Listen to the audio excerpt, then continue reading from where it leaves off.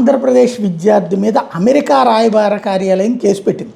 Visa కోసం నకిలీ ధృవీకరణ పత్రాలు సమర్పించినందుకు గాను తణుకుకు చెందిన శశాంక్ రవితేజ ఆకుల అనే విద్యార్థి మీద ఢిల్లీలోని అమెరికా రాయబార కార్యాలయం అధికారులు ఫిర్యాదు మేరకు అక్కడ చాణక్యపురి పోలీస్ స్టేషన్లో కేసు నమోదు చేశారు. ఢిల్లీలో వీసా కోసం ఆయన రాజస్థాన్ మేవాడ్ యూనివర్సిటీలో బీకామ్ కంప్యూటర్స్ చదివినట్టు సర్టిఫికెట్లు, మార్క్స్ మెమో, ట్రాన్స్క్రిప్ట్ తదితర ప్రొవిజనల్ సర్టిఫికెట్లు సమర్పించాడు.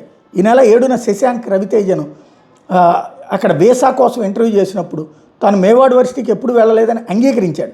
నకిలీ ఎడ్యుకేషన్ సర్టిఫికెట్లు విజయవాడకు చెందిన నితిన్ ఇచ్చినట్టు చెప్పాడు. ఇతర డాక్యుమెంట్లు కూడా మోసపూరితమైనని అంగీకరించాడు. వీడి మీద సాధ్యమైనంత వేగంగా దర్యాప్తు నిర్వహించాలని అమెరికా రాయబార కార్యాలయ అధికారులు తమ ఫిర్యాదులో పేర్కొన్నారు.